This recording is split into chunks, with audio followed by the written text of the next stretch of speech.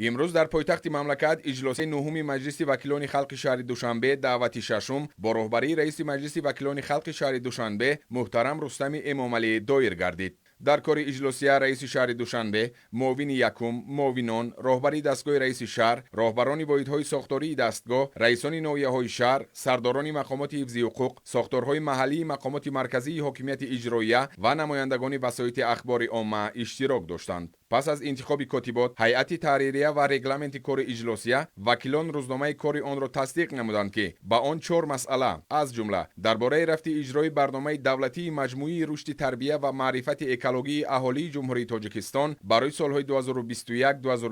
2021-2025 در شهر دوشنبه و نقشه چاره‌بینی‌ها عاید به نهالشینانی و سبزکاری، شینانیدن گل‌های صدبرگ در موسم تیرمای سال 2021 و بهار سال 2022 درباره رفت اجرای برنامه رشد اجتماعی و اقتصادی شهر دوشنبه برای دوره تا سال 2025 درباره نامگذاری نمودن مؤسسه تعلیمات میانه عمومی ناحیه اسماعیل سامانی شهر دوشنبه و تصدیق قرارهای رئیس شهر دوشنبه وارد کرده شد. در آغاز کار اجلاسیه وکیلان وضع اجرای برنامه دولتی مجموعی رشد تربیه و معرفت اکولوژی اهالی جمهوری تاجیکستان برای سالهای 2021-2025 در شهر دوشنبه و نقشه چاره‌بینی‌ها عاید به نهالشینانی و سبزکاری، شینانیدن گل‌های صدبرگ در موسم تیرمای سال 2021 و بهار سال 2022 را مورد بررسی قرار داده. وابسته به آن حسابات معاون رئیس شهر دوشنبه رحیمزاده طالب شنیده شد. در این روند رئیس شهر دوشنبه محترم رستم امامعلی به معاون صاحبی دستور دادند که یکجا با رئیسان ناحیه‌ها و سرریاست حفظ محیط زیست شهر دوشنبه در همکاری با ساختارهای دخلدار جهت اجرای ثمرناک برنامه دولتی معرفت اکولوژی اهالی، سبز و خرمگردانی،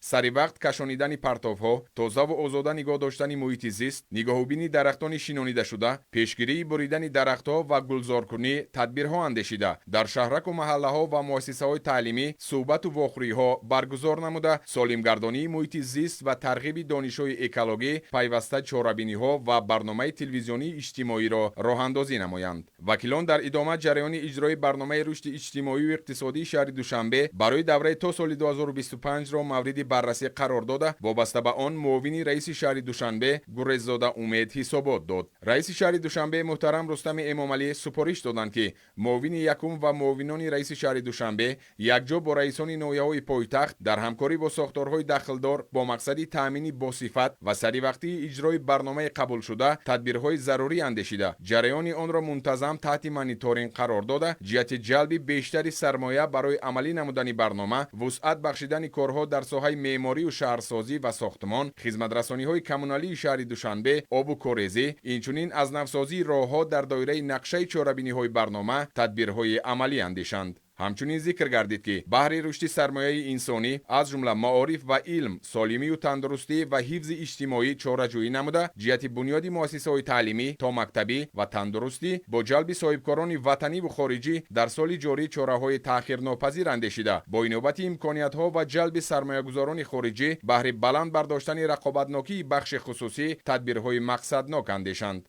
در جریان کار اجلاسیه وکیلان مسئله نامگذاری نمودن مؤسسه تعلیمات میانه عمومی ناحیه اسماعیل سامانی شهر دوشنبه را بررسی نمودند. وکیلان با قبول قرار پیشنهاد کمیسیون موقتی مجلس وکیلان خلق شهر دوشنبه درباره نامگذاری نمودن مؤسسه تعلیمی دولتی گیمنازیای ناحیه اسماعیل سامانی شهر دوشنبه با مؤسسه تعلیمی دولتی گیمنازیای به نام اسدالله غلاموی ناحیه اسماعیل سامانی شهر دوشنبه را دستگیری نمودند و تکلیف نمودند که مسئله مذکور به حکومت جمهوری تاجیکستان منظور کرده شود. اجلاسیه نهم مجلس وکیلان خلق شهر دوشنبه یک قطار قرارهای قبول نموده رئیس شهر دوشنبه را در رابطه با مسئله های کادری و مهم شهرداری بررسی و تصدیق کرد. رئیس شهر دوشنبه محترم رستم امامعلی کلی ساکنان پایتخت را با فرارسی نوروز بین المللی تبریک و تهنیت نموده با ساختارهای شهری دستور دادند که با ساکنان پایتخت کارهای خرمگردانی، تازه و آزاده کردن محله و کوچه ها و گذراندن شنبگی ها را وسعت بخشند.